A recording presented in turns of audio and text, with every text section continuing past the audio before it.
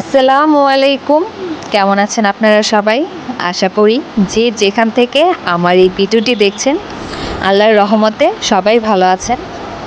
তো আজকে আমি আপনাদের মাঝে নিয়ে আসলাম নতুন আরেকটি ব্লগ ভিডিও নিয়ে। আশা করি আমার এই ভিডিওটি আপনাদের কাছে অনেক ভালো লাগবে। তো সকাল সকাল এইখানে নাস্তা বানানোর প্রস্তুতি নিচ্ছি, যেহেতু শুক্রবার। বাসায় পুরুষ মানুষ থাকলে একটু কাজকর্ম কিন্তু একটু বেশি থাকে।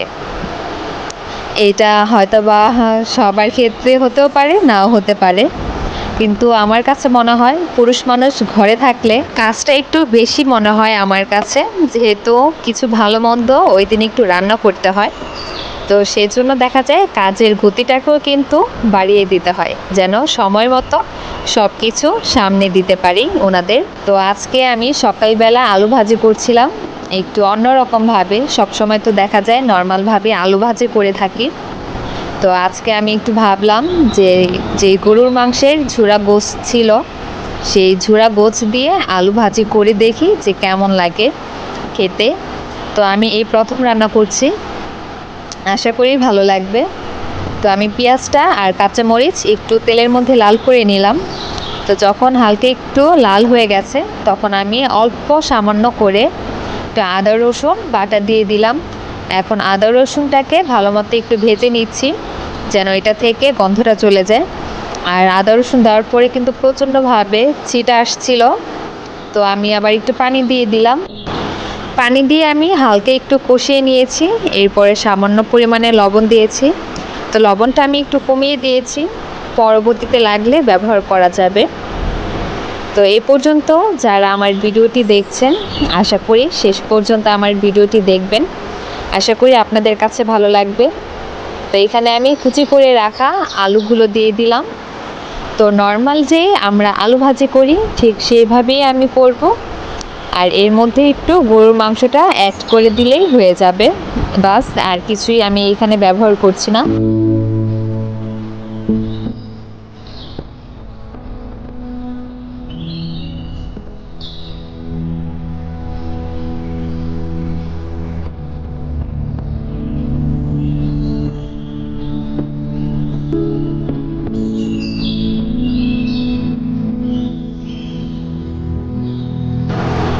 এখন আমি গরুর মাংসের ঝুরা গোশটা দিয়ে দিচ্ছি। তো বড় বড় চাকাগুলো হাত দিয়ে একটু ছাড়িয়ে ছাড়িয়ে দিচ্ছি, যেন ভালো লাগে। তো এগুলো কিন্তু পরবর্তীতে গলে যাবে। তো যেহেতু ফ্রিজে ছিল বরফ, সেজন্য একটু চাকা চাকা হয়ে আছে। তো আমি দিয়ে একটু মিশিয়ে নিচ্ছি, অল্প করেই দিয়েছি যেহেতু ভাজি অল্প করে করছি সকালের আন্দাজে, সেজন্য।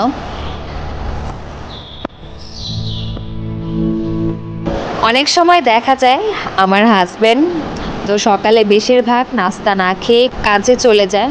তো তখন আমরা ঘরে নাস্তা বানাই। তো আমি আর আমার মেয়েই খাই, যেহেতু আর কেউ নেই, ছোটো মেয়ে তো আর খেতে পারে না, আনায়া।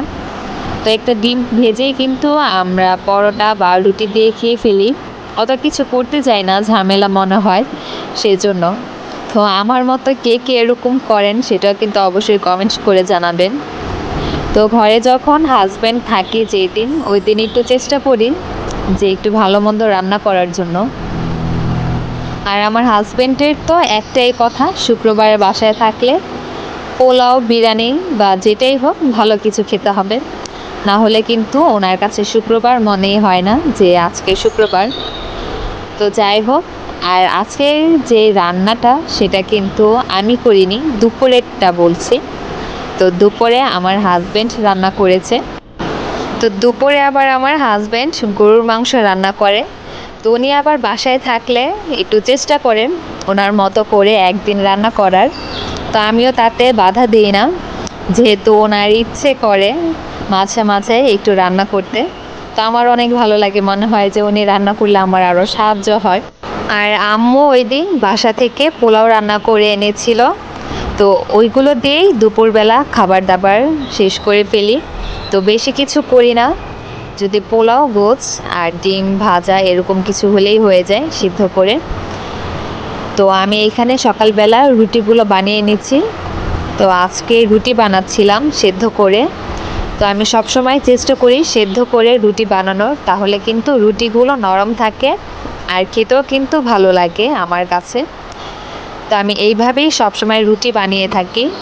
তো রুটিগুলো আমি আগে ভাগ ভাগ করে নিলাম। আমি যেই সাইজের রুটিগুলো বানাবো সেই সাইজের করে গোল গোল করে আমি নিয়েছি। এখন আমি রুটিগুলো বেলে ছেঁকে নেব। তো দেখতে থাকুন আপনারা, আশা করি ভালো লাগবে।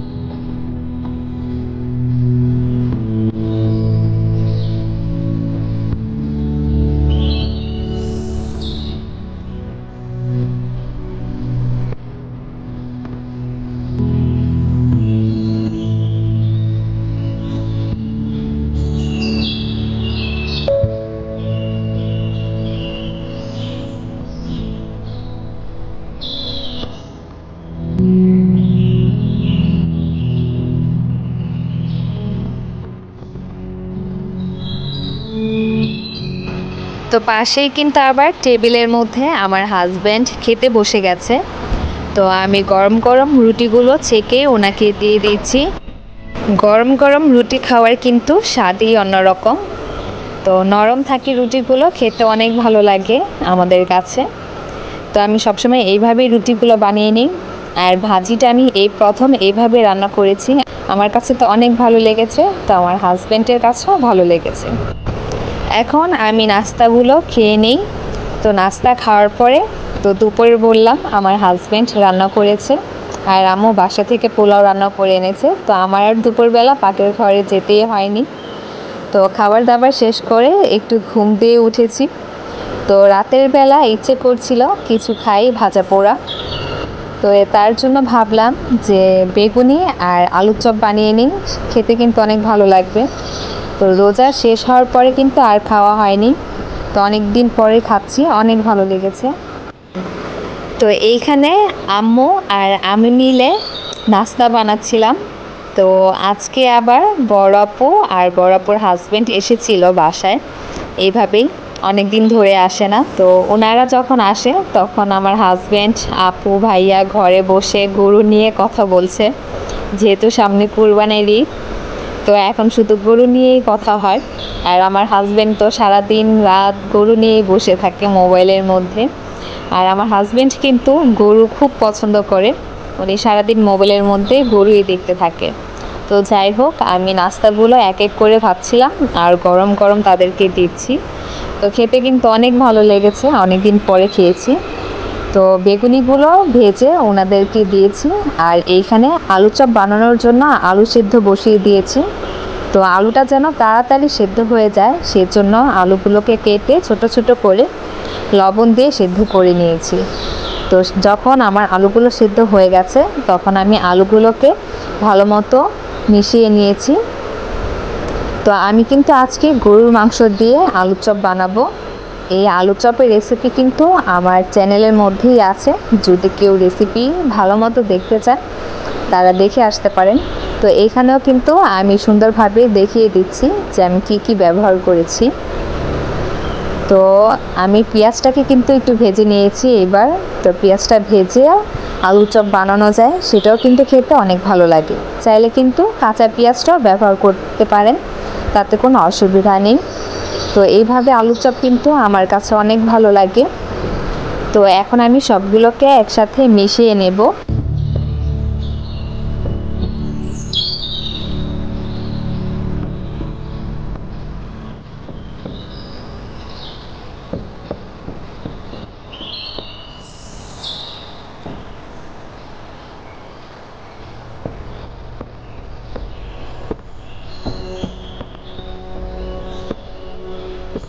আমি আলুর চপগুলোকে ভালো মতো মেখে এরপর গোল গোল করে শেপ দিয়ে নিয়েছি।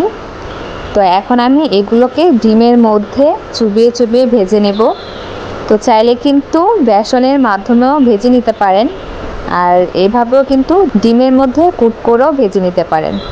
আর যদি আপনারা চান এইভাবে ডিপ ফ্রিজে রেখেও কিন্তু অনেক দিন সংরক্ষণ করেও খেতে পারবেন, সেটাও কিন্তু চাইলে পারা যায়।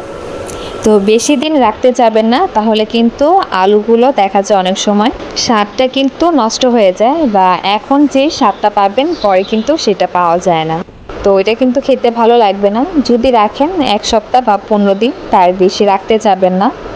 তো এখন আমি এক এক করে সবগুলো ভেজে নেব। তো যারা এই পর্যন্ত আমার ভিডিওটি দেখেছেন, ভালো লেগেছে, যদি ভালো লেগে থাকে তাহলে প্লিজ একটি লাইক দিয়ে দিবেন। আর যদি বেশি ভালো লাগে তাহলে শেয়ার করে অন্যকে দেখার সুযোগ করে দিবেন। তো এখন আমি এগুলোকেও ওপাশ করে দিচ্ছি যেন পুড়ে না যায়। তো আপনারা কিন্তু চাইলে অল্প তেলের মধ্যেও ফ্রাই প্যানের মধ্যে ভেজে নিতে পারেন। তো এইভাবে দেখা যায় তেলটা একটু বেশি টেনে ফেলে, তো স্বাস্থ্যের জন্য ক্ষতিকর। তবুও কিন্তু আমরা মুখের স্বাদের জন্য অনেক অস্বাস্থ্যকর খাবারও খেয়ে থাকি, ঠিক বলছি না? তো আমরা কিন্তু তার ব্যতিক্রম নই, বিশেষ করে আমি। তো অনেক সময় দেখা যায় এই তৈলাক্ত জাতীয় খাবারগুলো খেয়ে থাকি বা পছন্দ করি। তো যাই হোক, যারা আমার এই ভিডিওটি নতুন দেখছেন তারা প্লিজ আমার চ্যানেলটিকে সাবস্ক্রাইব করে আমার পাশেই থাকবেন, আশা করি ভালো লাগবে। তো সবাই ভালো থাকবেন, সুস্থ থাকবেন। আজকে এই পর্যন্তই। আল্লাহ হাফেজ। আসসালামু আলাইকুম।